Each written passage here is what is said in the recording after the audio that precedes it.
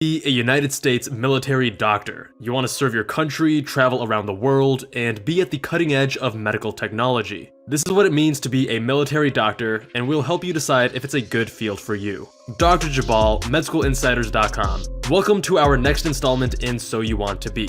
In this series, we highlight a specific specialty or discipline within medicine, such as being a military physician, and help you decide if it's a good fit for you. You can find more special military medicine to civilian medicine, so it will make the most sense if you are familiar with the civilian medical training process. If you're not, then first watch this video for a brief overview. To become a physician in the military, there are two main paths to choose from: the Health Professions Scholarship Program, or HPSP for short, and the Uniformed Services University of the Health Sciences, also known as the USUHS. HPSP is the more common path of the two, whereby you go to any medical school, whether osteopathic or allopathic, and here's the kicker: your tuition is entirely paid for, and you also receive a monthly stipend for living expenses. For the most part, your medical training is pretty similar to that of your civilian counterparts. However, as an HPSP recipient, you will have basic military training, most commonly during your second year of medical school. During your clinical years, meaning third and fourth year, you are usually granted the opportunity to become active duty and rotate at military hospitals if you choose.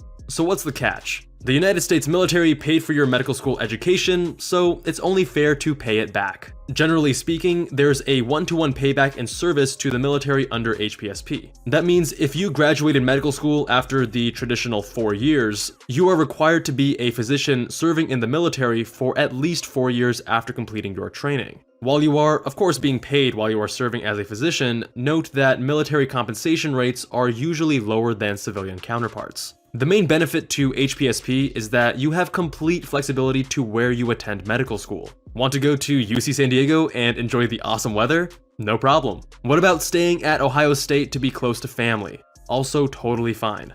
The downside is that unless you're attending a medical school that has several HPSP recipients, you will be isolated from the rest of the military medical training process. You won't be exposed to the military match process, the military in general, and you won't be participating in drills or field exercises. The US UHS is the military's medical school. Like HPSP, tuition is completely free, but rather than a small stipend for living expenses, you'll be serving as an active duty second lieutenant and paid as such, which is around $40,000 per year base pay, with about another $20,000 of non-taxable income for housing. The most obvious downside is that you won't have a choice in where you attend medical school. You'll have to attend USUHS, which is located in Bethesda, Maryland. Additionally, the payback period is longer than HPSP at 7 years on average. That being said, there are several benefits to this path. You'll be fully integrated into the military medical training system from the get-go, and that means many more opportunities, unique experiences, and full immersion into the military culture.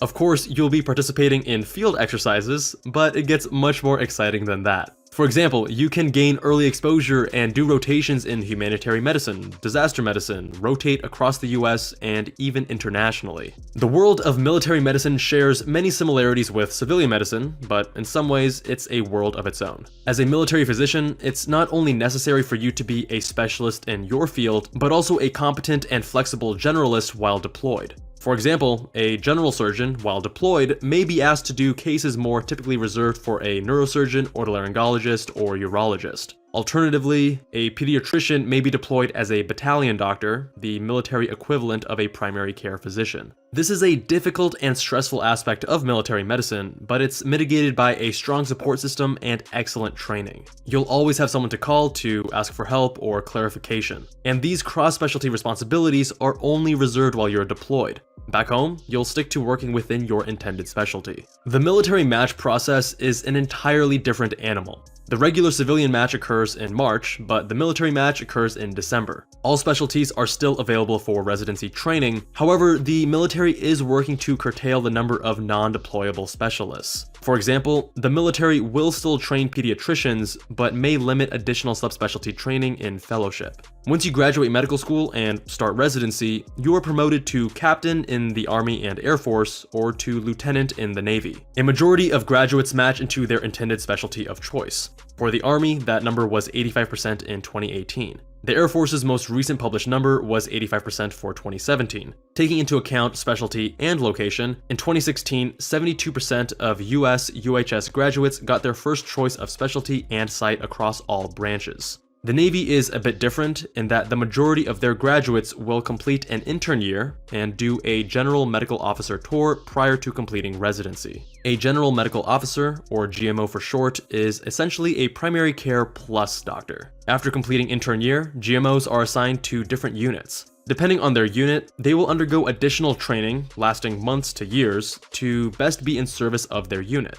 For example, Navy flight doctors will go to flight school where they will learn not only about the physiology involved in flying fighter jets and helicopters, but they themselves will also learn to fly. They'll work with pilots, go on jets, and experience multiple aspects of the unit. The goal is to make them experts in their respective fields. GMO units have a wide range from flight medicine to dive medicine and much more. As a GMO, you can expect to get significant field experience and even deploy, with tours usually lasting 2 to 3 years. During this time, you will be treated and salaried as an attending physician. GMOs are colloquially referred to as surgeons, such as flight surgeon, dive surgeon, etc. However, they are not surgeons. If you want to be a surgeon and actually do surgery, the military has training programs for the traditional surgical specialties, such as general surgery, otolaryngology, orthopedics, urology, plastic surgery, etc. If you don't become a GMO, you will proceed with residency training in a similar capacity to civilians. The main difference is that you will be required to fulfill certain military requirements, such as physical fitness tests, drills, and online training. Some programs offer the opportunity to attend military schools, such as airborne, air assault, or flight medicine. Those that fail to match will complete a transitional year and then reapply during the subsequent match. If they go unmatched again, they will go on to become a GMO. Navy graduates have the highest rate of graduates becoming GMOs, but this has nothing to do with the applicants. It's just part of Navy medicine to have GMOs with their units. The lowest rate for GMOs is in the Army, with the Air Force in the middle. Military medicine is certainly not for everyone. Here's how you can decide if it's a good fit for you. First, consider the downsides. If any of these are deal breakers for you, then it's likely not a good match. The average military physician makes approximately $150,000 to $200,000 per year, depending on your rank, although that is not fully accounting for specialty bonuses. As a civilian, you can make much more depending on your specialty. As a primary care doctor, you'll be making a similar amount, but as an orthopedic or neurosurgeon, you'll be making 2 to 3 times that amount. As a military physician, you don't have much control over where you'll be living and practicing medicine. While you can certainly submit preferences, it's ultimately up to the military to determine where you are most needed. Additionally, after residency, you can be deployed at any time, and that usually means significant time away from your family and loved ones.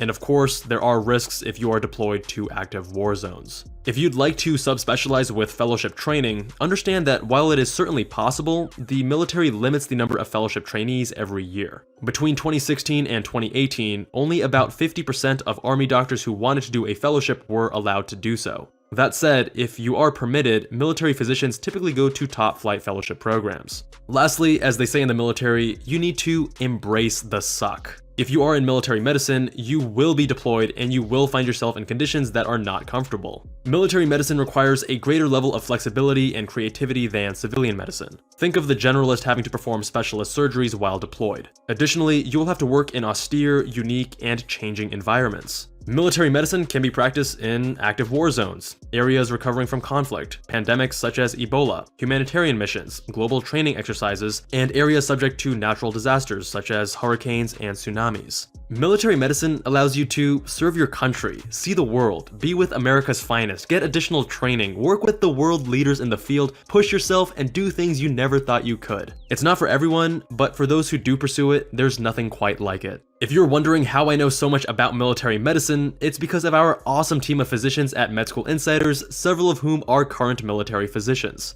Maybe you need help deciding if military medicine is right for you, or want to ensure you're as successful as possible given its unique training intricacies. Regardless of your situation, our team at Med School Insiders can help. Our team of over 60 physicians are on standby, here to serve you in helping you become a future physician. With our extensive experience and broad range of expertise, from civilian to military, primary care to plastic surgery, we can help students from any background regardless of your goal. If you have a highly unique, non-traditional story or very specific goals in the type of medicine you want to practice, chances are we've successfully helped students in similar situations get to where they want to be. We've helped over 1,000 students in the last year alone, and they've left